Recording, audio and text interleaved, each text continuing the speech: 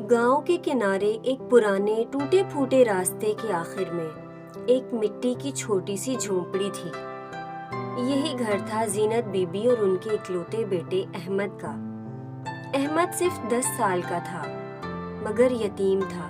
उसके वालिद इस दुनिया से बहुत पहले रुखसत हो गए थे, जब वो महज 4 साल का था। उस दिन के बाद अहमद अपनी माँ का वाहिद सहारा बन गया। उसके नाजुक से कंधों पर जमाने का बोझ तो नहीं था, मगर गम का साया जरूर था।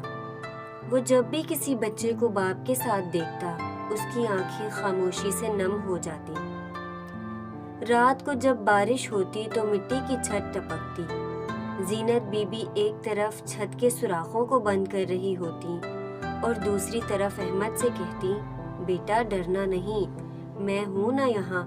अहमद मुस्कुराकर कहता, अम्मा जब आप साथ हो तो घर बड़ा हो या छोटा कोई फर्क नहीं पड़ता। जिंदगी आसान ना थी। पेट पालने के लिए जीनत बीबी हर सुबह गांव के जमींदार के घर काम करने जाती थी। भैंसों की देखभाल करती, कपड़े धोती, बर्तन मांजती, घर की सफाई करती और रास्ते पर पड़े गोबर को साफ करती। ये सब कुछ वो मुस्कुराते हुए करती थी, क्योंकि यही उनका रोजगार था और उसी से अहमद की फीस अदा होती थी। लोग कहते थे, जीनत तू बहुत मेहनत करती है, मगर इतने कम पैसों में क्या होगा? वो हमेशा एक ही जवाब देती, जब नीयत साफ हो और मकसद अजीम, तो रब भी रास्ता बना देता है। मेरा मकसद अहमद को पढ़ाना है। रात को जब अहमद सोता तो वो उसके सर पर हाथ रखकर कहती, बेटा तू पढ़ लिख जाएगा तो हमारी किस्मत भी बदल जाएगी।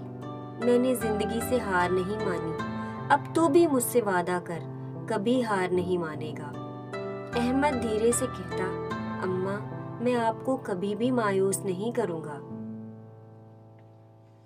स्कूल में अहमद के फटे कपड़े और पुराना बस्ता देखकर बच्चे हंसते थे। अरे गरीब अहमद आ गया, बनावट भी देखो इसकी, ये तो कभी भी कामयाब नहीं हो सकता।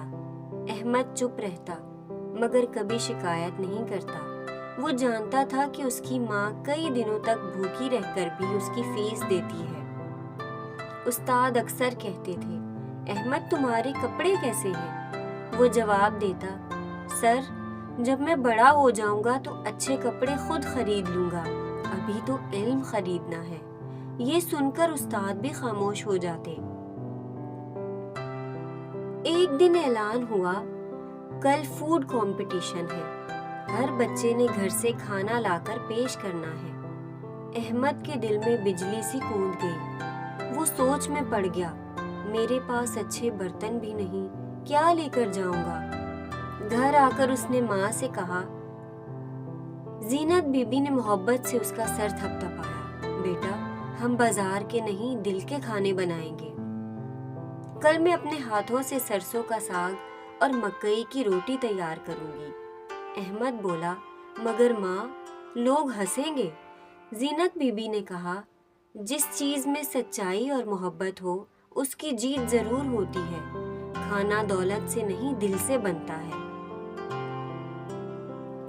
रात को जब सब सो गए, जीनत बीबी ने साग धोया, प्याज काटी, मसाले तैयार किए, रोटी के लिए आटा गूंदा और खुद भूखी रहकर अहमद के खाने की तैयारी की। इस दौरान वो बार बार आसमान की तरफ देखती रही और दुआएं करती रही, या रब आज मेरे बेटे को सबके सामने शर्मिंदा ना करना, उसकी मेहनत को कबूल करना और उसे उम्मीद का रास्ता दिखाना।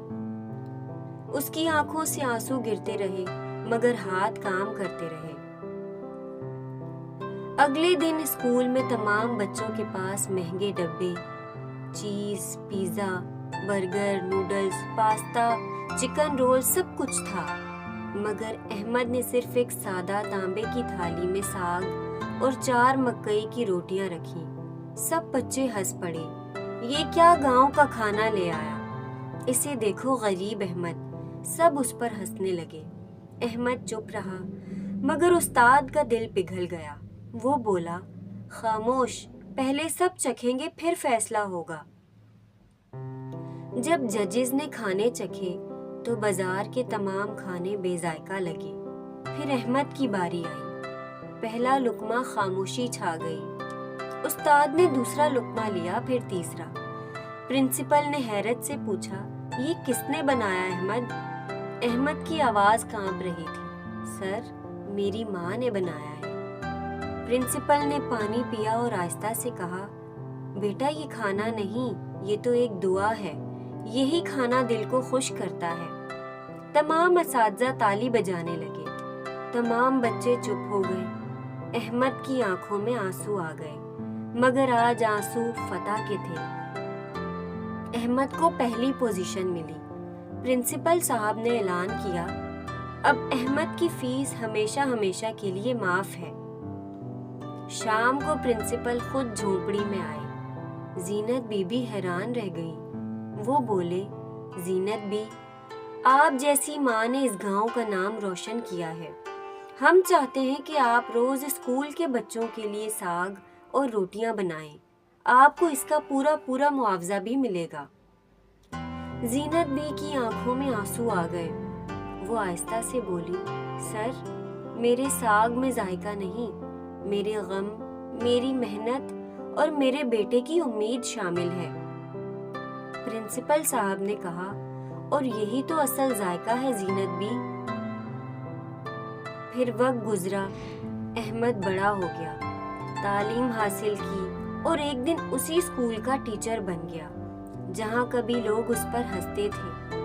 اس نے پہلی کلاس میں لکھا، خوشبو صرف کھانے میں نہیں ہوتی، دل میں بھی ہوتی ہے۔ بچے بولے، سر یہ بات آپ کو کس نے سکھائی؟ احمد نے مسکرا کر کہا، ایک عورت نے، جس کا نام تھا زینت بی بی، ساگ بنانے والی ماں۔ تقدیر بدلنے کے لیے امیری نہیں، محبت، محنت اور ماں کی دعا کافی ہے۔ کبھی کسی کے کھانے، کپڑوں یا حالات کا مذاق نہ اڑاؤ۔ سادگی کبھی کبھی سب سے قیمتی ہوتی ہے۔ تعلیم اور ماں کی دعا انسان کو آسمان سے بھی اوپر لے جا سکتی ہے۔ یہ ہے اس کہانی کا خوبصورت اخلاقی سبق۔